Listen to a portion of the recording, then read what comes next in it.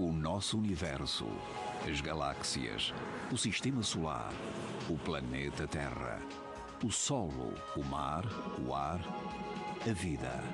Qual a origem de tudo isto? Se olharmos para o espaço, o que vemos é um vasto cosmos, apinhado com bilhões de galáxias e estrelas. Mas há 13 mil milhões de anos, o universo era tão pequeno que cabia na palma da mão. Foi este pequeno universo que deu origem a tudo. Estrelas, galáxias e os próprios pilares para a criação da vida. O cálcio nos nossos ossos. O ferro no nosso sangue. Os átomos do ar que respiramos. A água que bebemos. E os materiais com que construímos as nossas máquinas e as nossas cidades.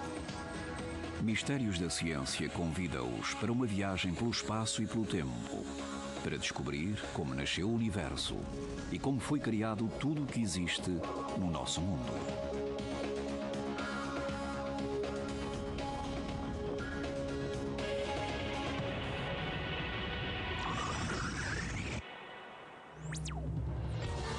Mistérios da Ciência. O nascimento do universo.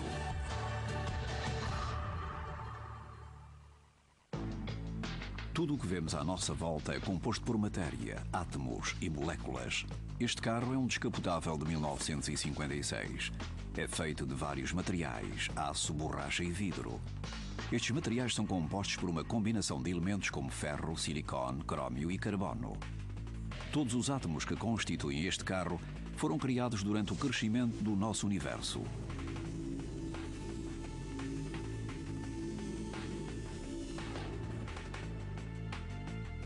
O físico Lawrence Krauss tenta perceber como foram criados os átomos que encontramos no nosso planeta. Na verdade, somos parte poeira estelar e parte poeira do Big Bang. A maioria dos átomos do nosso corpo é igual aos do interior das estrelas, mas alguns deles existem desde os primeiros momentos do Big Bang. Por isso, somos verdadeiramente indivíduos cósmicos. Todos os átomos foram criados há milhares de milhões de anos, durante a evolução do universo.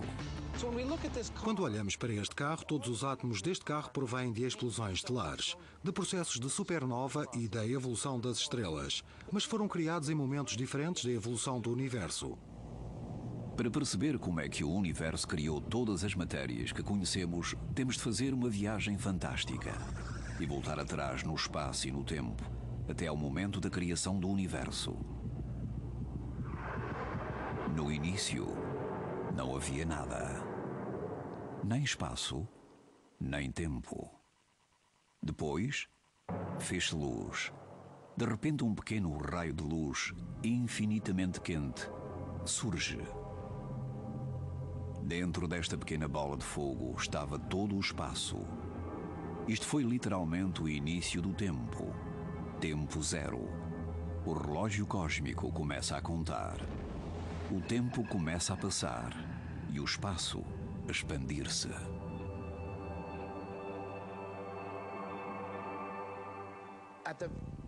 Nos primeiros momentos do Big Bang, no momento zero, tudo no nosso universo, tudo aquilo que vemos, toda a matéria e toda a energia das galáxias estava concentrada numa região mais pequena do que um único átomo. A ideia de que o nosso universo foi outrora minúsculo deve-se ao brilhante trabalho do astrónomo americano Edwin Hubble. Em 1920, a maioria dos astrónomos pensava que tudo o que era visível no céu à noite eram estrelas que pertenciam à nossa galáxia, a Via Láctea. Mas Hubble não estava convencido. Ele estudou uma nuvem de luz giratória chamada Nebulosa de Andrómeda e descobriu que se tratava de uma cidade de estrelas, uma outra galáxia muito distante da nossa. Ele provou que estas galáxias se estavam a afastar da nossa, e quanto mais longe ficavam, mais depressa se afastavam. O universo estava em expansão, o que significava que, algures no passado, ele teria sido mais pequeno, muito mais pequeno, e que teria tido um início.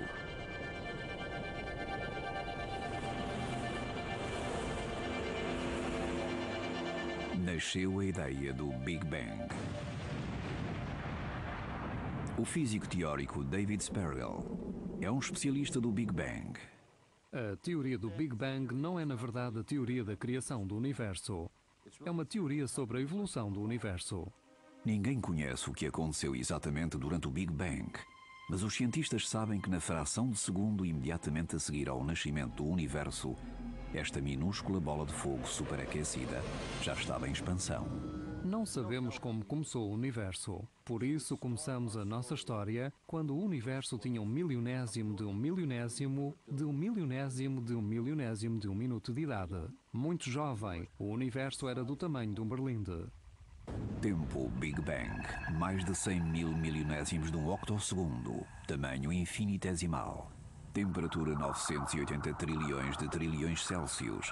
Este universo instável passa por uma grande explosão de crescimento. Durante este período de expansão incrivelmente rápida, o próprio espaço estava a expandir-se a uma velocidade superior à velocidade da luz. O pequeno universo expandiu-se em todas as direções, tal como esta pequena bola de vidro. À medida que expandia, arrefecia. Outra fração de segundo, e o universo tinha agora 80 vezes o tamanho da Terra.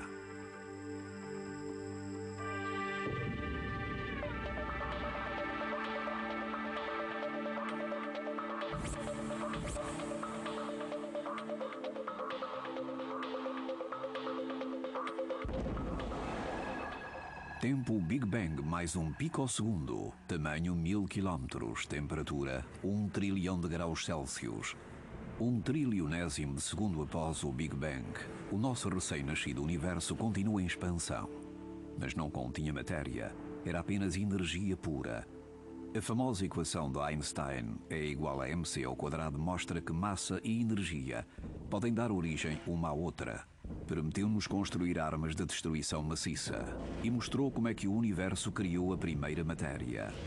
Quando a bomba nuclear explode, uma pequena porção de matéria é aniquilada e convertida em energia. Na criação do universo aconteceu o oposto. A energia pura foi convertida em partículas de matéria. Mas havia um problema. O universo criou matéria e criou também o seu arqui-inimigo, a antimatéria. E quando estes dois se cruzam, aniquilam-se um ao outro. O universo bebê era um campo de batalha. Uma batalha até à morte entre matéria e antimatéria. Se tivessem aniquilado mutuamente, o universo teria continuado cheio de energia, sem galáxias, nem estrelas, nem planetas, nem vida. Felizmente para nós, houve um desequilíbrio. Para cada 100 milhões de partículas de antimatéria, formavam-se 100 milhões e uma de partículas de matéria. Havia uma partícula de matéria a mais em cada volume, e isso foi suficiente para dar origem a tudo o que encontramos hoje no universo. Este desequilíbrio minúsculo deu origem a tudo o que se encontra no universo. Galáxias, estrelas, planetas, mesmo os carros e nós próprios. O astrofísico Carlos Frank, da Universidade de Durham, em Inglaterra, dá-nos uma explicação. Somos apenas destroços que restaram da aniquilação da matéria e da antimatéria. Somos o que sobrou desse processo. Se o universo não tivesse criado esta pequena assimetria entre a matéria e antimatéria, o universo seria um aborrecimento total, sem estruturas, sem galáxias, sem planetas. A aparência deste recém-nascido universo é um desafio para os cosmólogos desde a aceitação do Big Bang. Num dos maiores laboratórios da Terra, podemos recriar o que aconteceu quase de certeza, imediatamente após o Big Bang.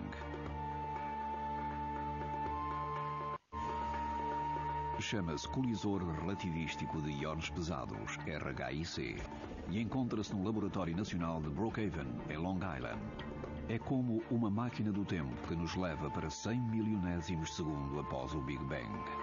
O cientista Todd Satogata acelera partículas subatômicas até perto da velocidade da luz e faz-las colidir umas com as outras.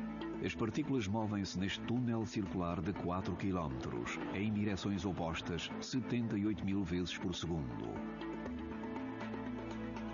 Depois colidem neste detector gigante, maior do que um prédio de 3 andares.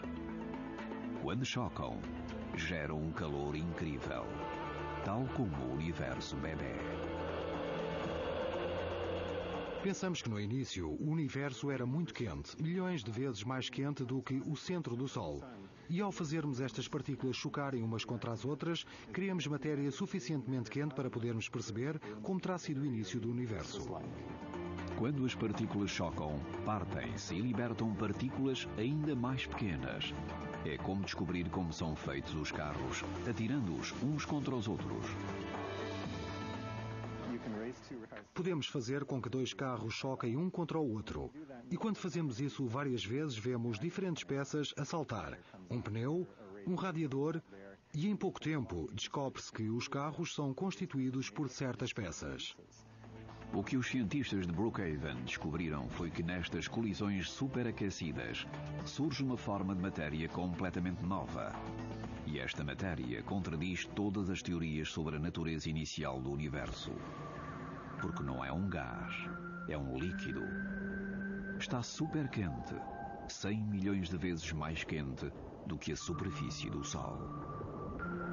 O interior do jovem universo tinha tanta energia que as partículas vibravam em vez de estarem rígidas. Não havia fricção, havia fluidez, uma fluidez perfeita. Este líquido é perfeito, não tem viscosidade. Seria o óleo de motor perfeito, só que está 1 trilhão de graus mais quente. Dentro do colisor, este fantástico líquido do universo existe apenas durante uma pequena fração de segundo. Os cientistas conseguiram recriar as condições que existiram há mais de 13 mil milhões de anos.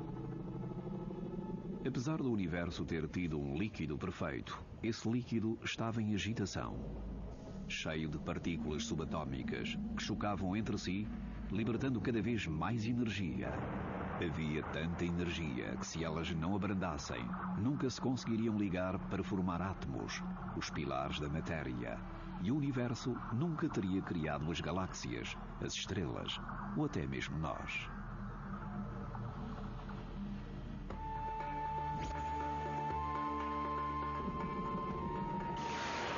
Tempo Big Bang, mais 1 milionésimo de segundo. Tamanho 96 mil milhões de quilómetros. Temperatura 10 milhões de trilhões Celsius. O universo tem 1 milionésimo de segundo de idade e cresceu desde o minúsculo tamanho de um átomo até 8 vezes o tamanho do sistema solar. Após a incrível agitação do primeiro milionésimo de segundo, o universo está agora calmo. Durante os 3 minutos seguintes, o cosmos arrefeceu o suficiente para que prótons e neutrões se ligassem e formassem o primeiro núcleo atômico, hidrogênio e hélio. Mas estes ainda não eram exatamente átomos. Faltava um ingrediente vital, eletrões. No quente universo bebê existiam imensos eletrões, mas ainda havia demasiado calor e energia, e os eletrões moviam-se depressa demais para criar uniões. E seria assim durante 300 mil anos.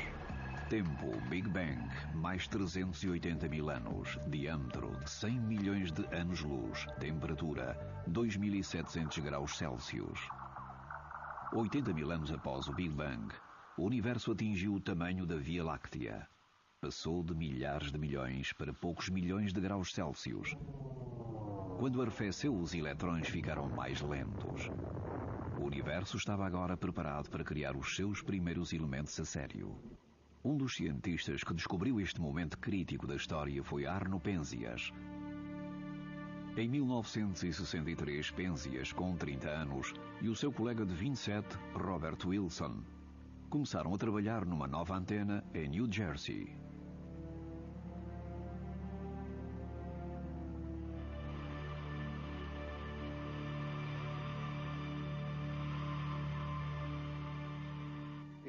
Havia um sinal adicional que parecia vir do céu.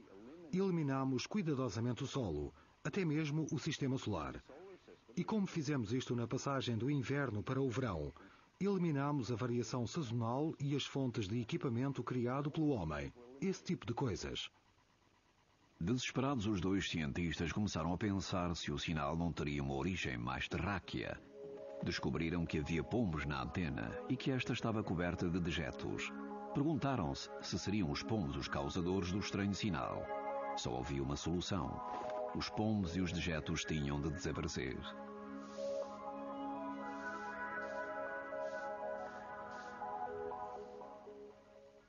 Quando conseguimos limpar a antena, tivemos de nos livrar dos pombos. E isso foi um problema porque eles pareciam querer voltar e então tivemos de enviá-los mesmo para outro lugar. Mas mesmo sem os pombos, o misterioso sinal continuava.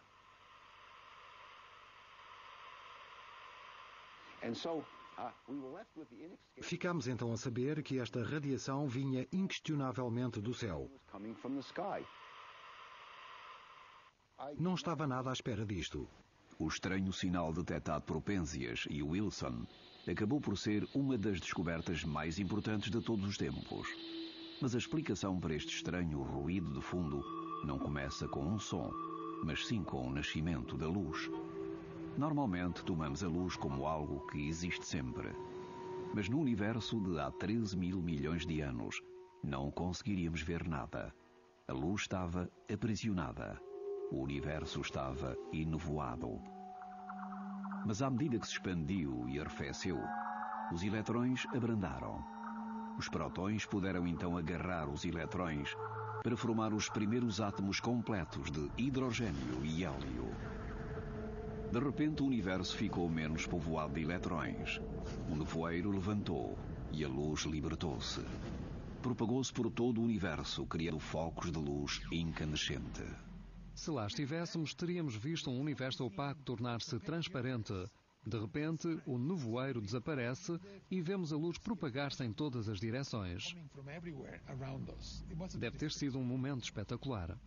Com o tempo, esta explosão de luz diminuiu e arrefeceu, tornando-se radiação de micro-ondas. Este era o fraco sinal de micro-ondas com 13 mil milhões de anos que Penzias e Wilson recebiam na antena. O que estavam a ouvir era o eco distante do momento em que o universo criou os primeiros átomos. Era mesmo a luz da origem do universo.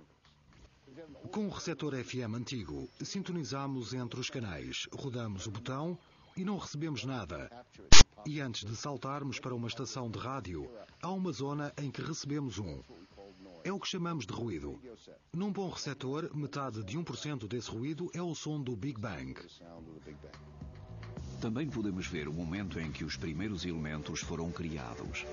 Se a nossa televisão não estiver sintonizada, uma pequena fração do ruído é radiação de há 13 mil milhões de anos. Mas esta radiação não é a única recordação do nascimento do universo. A água que bebemos é também um registro. É fantástico pensar que sempre que bebemos água, estamos a beber átomos que já existem desde o Big Bang. E anos seguintes, o jovem universo continuou a expandir-se, a arrefecer e a voltar a escurecer. Até agora o universo só criou átomos de hidrogênio e de hélio, mas o nosso mundo é composto por mais de 100 elementos diferentes. Sem eles, o universo seria um local muito enfadonho, constituído somente por gás. Um local onde a matéria complexa, como planetas, carros e pessoas, nunca poderiam desenvolver-se. O universo precisava que os átomos de hidrogênio e hélio se fundissem. Para isso, tinha de criar estrelas.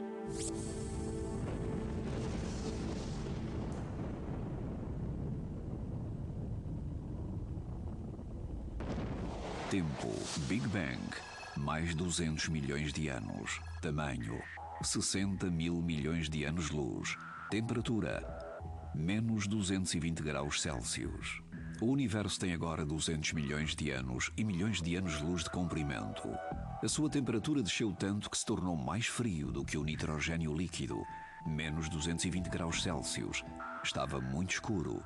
Teria sido um local tenebroso, cheio de gás, mas sem galáxias, estrelas ou planetas, se não fosse por uma coisa. O universo bebê não nasceu perfeito.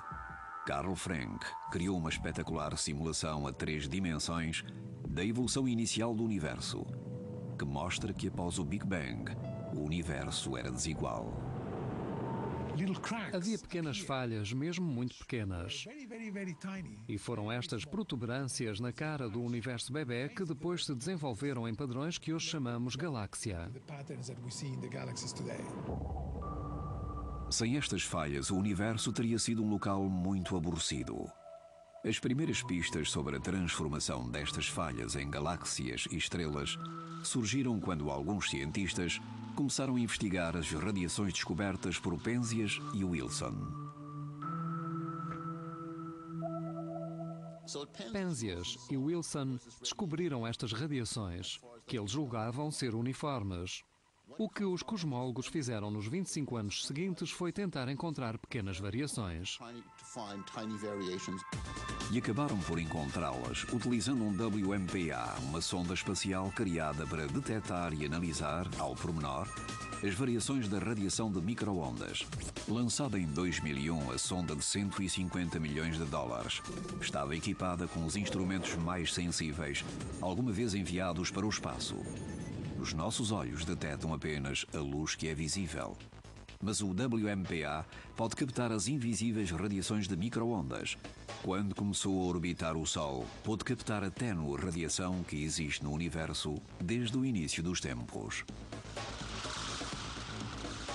Quando olhamos para uma radiação cósmica de fundo, olhamos para a radiação que começou a ser enviada na nossa direção 500 milhões de anos após o Big Bang.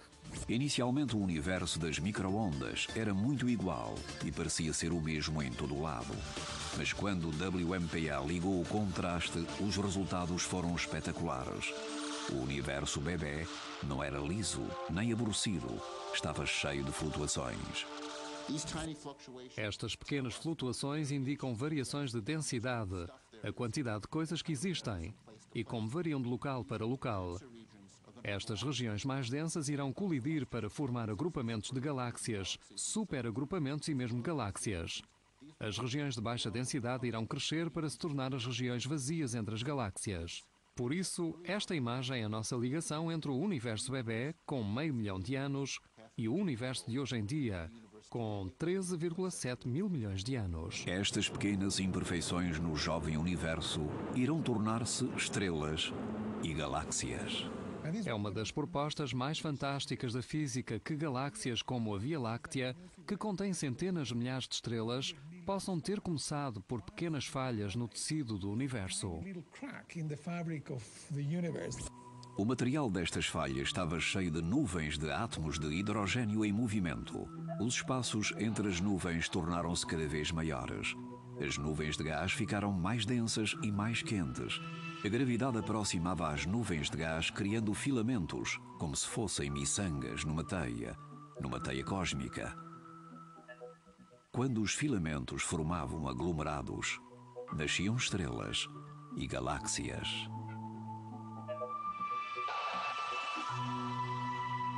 À medida que o universo evoluía, os gases condensavam-se em pequenas nuvens que, eventualmente, colidiam entre si e formavam estrelas. As estrelas fixavam-se num disco rotativo, que depois se transformava numa galáxia em espiral, como a Via Láctea.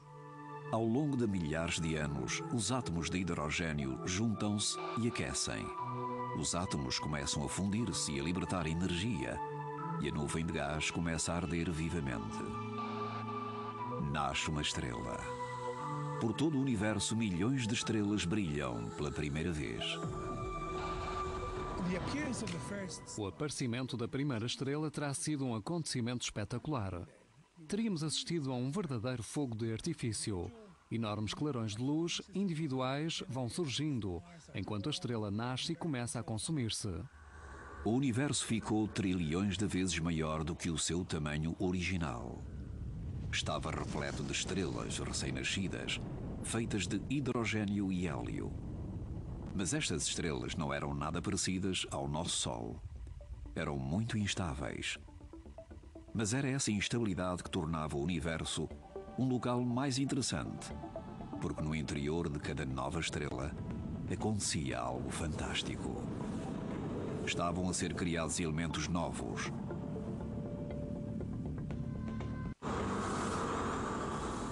A ideia de que as estrelas criaram átomos surgiu com o astrofísico britânico Sir Fred Hoyle, um dos grandes astrónomos do século XX.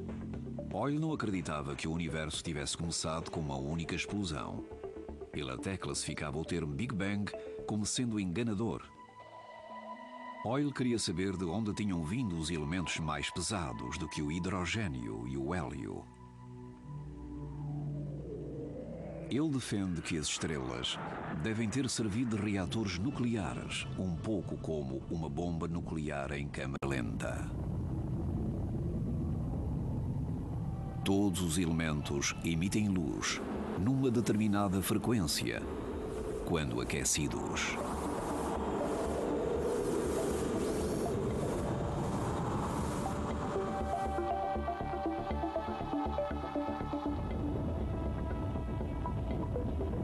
Imagine uma lâmpada de sódio. Emite luz de tonalidade amarela, característica do sódio. Com as estrelas é o mesmo. Vejamos o Sol. Se quebrarmos a luz num espectro, podemos ver linhas como se fosse um código de barras, que correspondem aos elementos.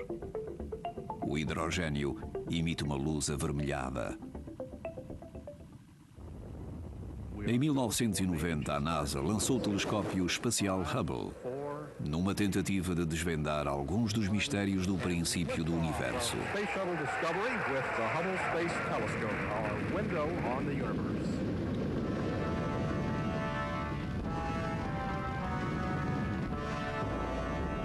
Seria capaz de olhar para trás no espaço e no tempo, para examinar as primeiras estrelas e perceber se elas estavam a criar elementos.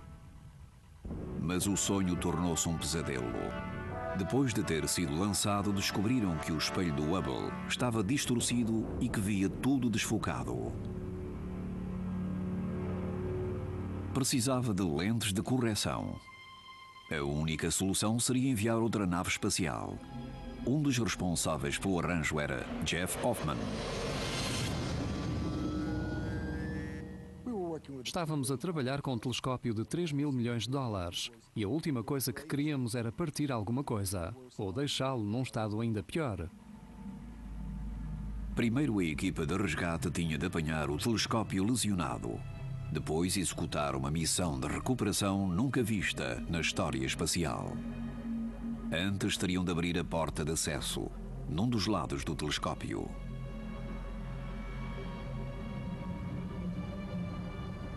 Uma das coisas que tornou o arranjo do Hubble diferente do arranjo de um carro foi o facto de olharmos por cima do ombro e vermos que estávamos no espaço, com a Terra por baixo e as estrelas por cima. Os astronautas tiveram de executar um trabalho de grande precisão em condições complicadas. Quando estamos num fato espacial, as mãos estão dentro de umas luvas grossas e duras. É como trabalhar com umas luvas de esqui. Foi muito difícil. Correu tudo bem até Hoffman tentar fechar a enorme porta de acesso. Eu tinha de fechar as portas. E quando fui fechá-las, elas simplesmente não queriam fechar. As portas estavam empenadas. Demorou um pouco até que conseguíssemos. Isto era muito grave. Se não fechássemos as portas, ficávamos sem telescópio. Recorrendo a ferramentas improvisadas, Jeff e o seu colega conseguiram fechar as portas. A equipa necessitou de 5 dias para reparar o telescópio. Por todo o mundo, os cosmólogos sustinham a respiração. Perguntavam-se se o telescópio mais caro do mundo conseguiria fazer o que os seus criadores tinham originalmente prometido.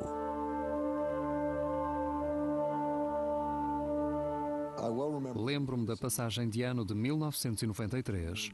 O meu telefone tocou. Era um amigo que trabalhava no Instituto Científico de Telescópios Espaciais em Baltimore. Ele disse: Jeff, ainda tens algum champanhe? Eu disse: sim, temos meia garrafa no frigorífico. E ele disse: então bebe-a, porque recebemos as primeiras imagens e o Hubble funciona. Isto foi o que o Hubble viu. As imagens estavam para além dos sonhos mais arrojados. Hubble capturou os últimos momentos da vida de uma estrela que explodiu enviando gás e poeiras. Também capturou infantários interestelares de estrelas recém-nascidas, explodindo pela primeira vez há milhares de anos. E pilares negros de poeira cósmica, com milhões e milhões de quilómetros de comprimento, prontos para criar uma nova geração de estrelas e planetas. Mas o momento da glória do Hubble ainda estava para vir. Em 1995, durante um período de 10 dias, os responsáveis pela missão apontaram o telescópio para um pedaço de espaço vazio e distante. O que viram foi o Deep Field, uma tapeçaria de galáxias longínquas. O Hubble estava a olhar para trás no tempo para algumas das primeiras galáxias e estrelas criadas. Podemos ver milhares de galáxias que nunca tínhamos visto antes. Por isso, para nós, o universo tornou-se mais rico depois do Deep Field do Hubble. Pela primeira vez vimos imagens longínquas de galáxias 1.000 milhões de anos após o Big Bang. Os cientistas examinaram o espectro de luz de estrelas distantes e conseguiram perceber que estas primeiras galáxias já tinham criado elementos mais pesados do que o hidrogênio e o hélio. Sir Fred Hoyle podia estar errado acerca do nascimento do universo, mas tinha razão acerca das estrelas. As primeiras estrelas funcionaram como reatores termonucleares gigantes, criando novos elementos. Podemos pensar na criação de todos os elementos desta sala na forma de uma linha de montagem de carros. Porque numa linha de montagem de carros, cada parte é sequencialmente colocada no veículo até que este fique completo. Reações de fusão dentro destas novas estrelas libertam enormes quantidades de energia e calor que fazem com que os átomos se fundam e formem novos elementos mais pesados sucessivamente. 3 núcleos de hélio combinados para formar carbono, 2 núcleos de carbono fundidos para criar magnésio, magnésio para formar néon e por aí fora durante centenas de milhares de anos, até que o silicone se fundiu para formar o ferro. O ferro é um átomo muito especial. Os prótons e eletrões do seu núcleo têm uniões muito fortes e mesmo as altas temperaturas das estrelas não conseguiram fundi-los para criar elementos mais pesados. Continuava sempre a ser ferro. Era o fim de um ciclo. A linha de produção e de criação de elementos terminara.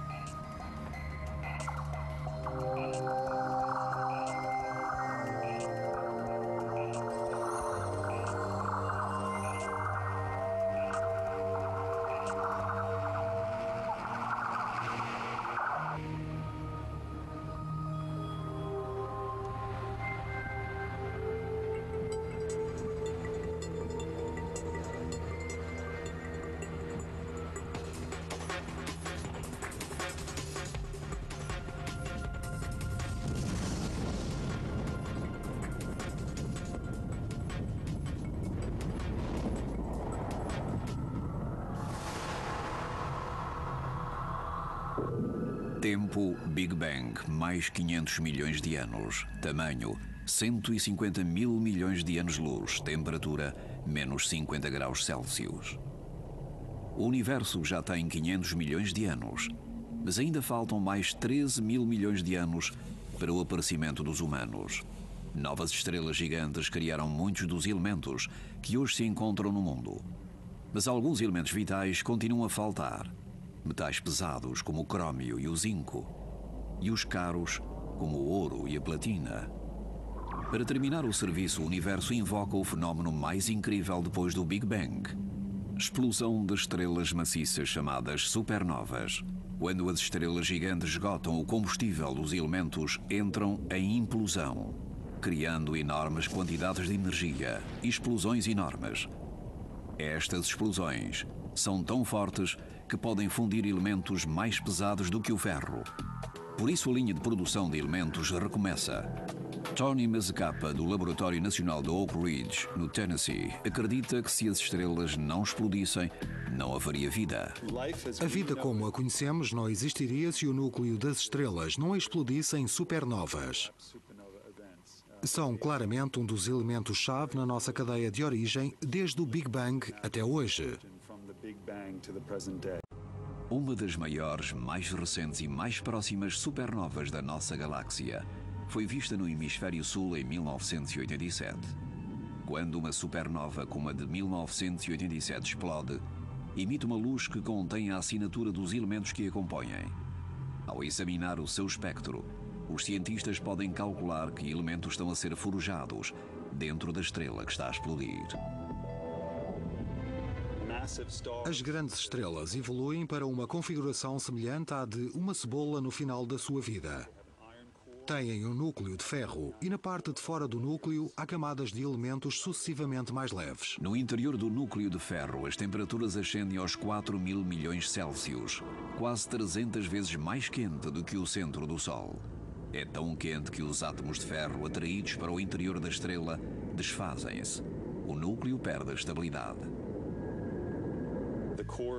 O núcleo implode numa fração de segundo. A implosão dá lugar a enormes densidades. O núcleo implode a mais de 70.000 km por segundo. O núcleo torna-se superdenso. Se pegássemos num centímetro cúbico dessa matéria, teríamos algo do tamanho de um torrão de açúcar, com o peso total de toda a população humana. O núcleo diminui como uma bola de borracha comprimida e liberta uma forte onda de choque. A onda de choque propaga-se esmagando as diferentes camadas da estrela. À medida que atravessa as camadas exteriores da estrela, a energia libertada retoma a linha de criação de elementos. Os átomos são esmagados em conjunto para criar elementos mais pesados, todos mais pesados do que o ferro. Depois a estrela explode e a onda de choque impulsiona os fragmentos para a imensidão do espaço.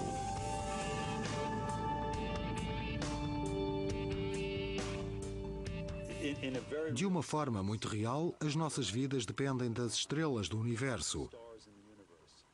Sem a vida e a morte das estrelas, não estaríamos aqui. Estas incríveis fotografias tiradas pelo telescópio espacial Hubble mostram o rescaldo destas explosões gigantes. Nebulosas, nuvens gigantes de fragmentos derivadas das explosões das estrelas. No seu interior há novos átomos, ouro e prata, zinco e chumbo. Sem as supernovas, o nosso mundo seria muito mais cinzento e possivelmente não haveria vida.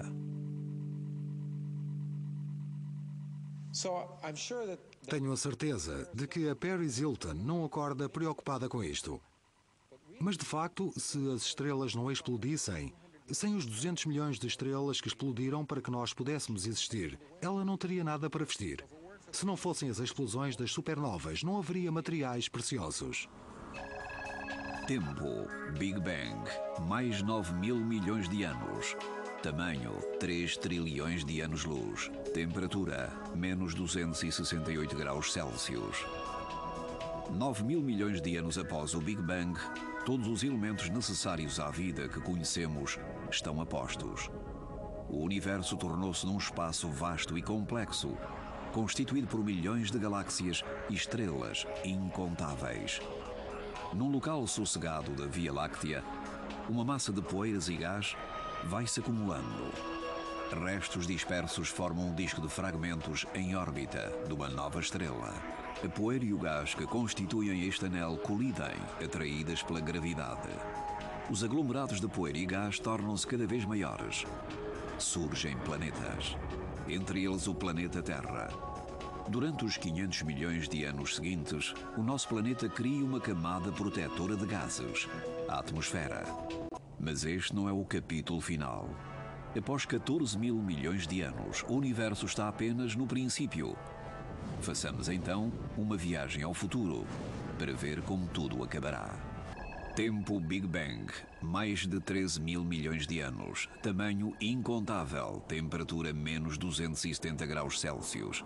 O universo tem quase 14 mil milhões de anos. Criou todos os materiais que vemos à nossa volta. Estrelas, planetas, plantas, cidades e até mesmo nós. O nosso mundo está completo, mas o universo continua a evoluir. Os cientistas têm muitas teorias sobre o seu fim. Sabemos que o universo começou com o Big Bang. O que ainda não sabemos é o que será o futuro do universo. O nosso universo pode acabar com uma explosão ou com um murmúrio, ou algo ainda mais exótico. Uma teoria sugere que o nosso universo vai deixar de se expandir. Todas as estrelas, galáxias e planetas, todos os átomos, começarão a encolher para um único ponto superdenso. Esta teoria é chamada The Big Crunch. Para descobrir se o universo está realmente a desmoronar sobre si próprio, os cientistas precisam de saber se o universo continua em expansão. O astrofísico Saul Perlmutter estuda a morte do universo encontrando sinais no espaço. Estrelas explosivas chamadas supernovas tipo 1A. Se tivermos estrelas explosivas, as supernovas, medimos o seu brilho e as que vão ficando mais tenues serão as que estão a afastar mais. Se tivermos uma supernova cada vez mais brilhante, é porque se está a aproximar. As mais tenues são as que se afastam e as que estão muito tenues são as que estão muito longe. As supernovas tipo 1A são semelhantes às supernovas que criaram os elementos mais pesados, mas têm algo de diferente. Explodem sempre com a mesma intensidade de brilho. Isto porque são criadas da mesma forma. Duas estrelas circulam-se mutuamente, atraídas pelos seus campos gravíticos. Uma delas está enrugada e tem um brilho branco e quente super denso, uma anã branca. A outra estrela inchou, atingindo um tamanho enorme, um gigante vermelho a queimar as últimas gotas de combustível. Enquanto se mantém na órbita uma da outra, a anã branca suga o gás da sua companheira e começa a crescer. Quando atinge precisamente 1,44 vezes a massa do nosso Sol, a anã branca encolhe, implode e depois explode, libertando enormes quantidades de energia.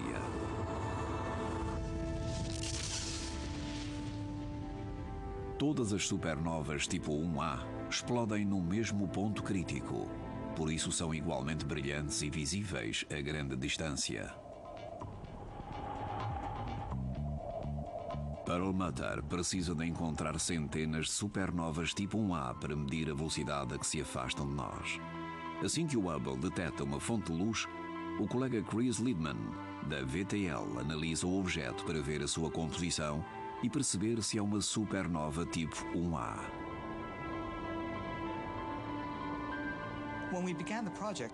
Quando começámos o projeto, o objetivo era descobrir quanto o universo tinha abrandado. Mas depois de analisarmos os dados, percebemos que o universo não estava próximo de parar. Na verdade, nem estava a abrandar. E quando acabámos de analisar as informações, vimos que não estava mesmo a abrandar. Estava de facto a acelerar a sua expansão.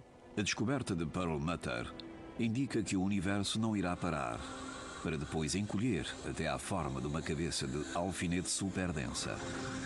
Muito pelo contrário, continuará a expandir-se cada vez mais rápido. O nosso universo está literalmente a desfazer-se em bocados. A expansão do universo irá acelerar e será cada vez mais rápida, até que tudo fique literalmente partido ao meio. Não só galáxias, mas mesmo a própria matéria, a Terra, todos os objetos, as estrelas, os planetas, as pessoas, os átomos, num tempo finito, tudo ficará aos bocados. Muito depois do nosso Sol explodir daqui a 100 mil milhões de anos, as galáxias começarão a fragmentar-se. O universo será composto por estrelas isoladas, cada vez com menos energia. Algumas transformar-se-ão em anãs brancas ou castanhas. Outras irão colidir com estrelas de neutrões ou buracos negros. 10 mil trilhões de anos após o Big Bang, até os buracos negros se evaporarão. Toda a matéria regressará aos ingredientes básicos. Os átomos separam-se. Mesmo os prótons, os pilares da criação de átomos, desaparecerão. Finalmente o universo morrerá e tudo será um local frio, escuro e sem vida.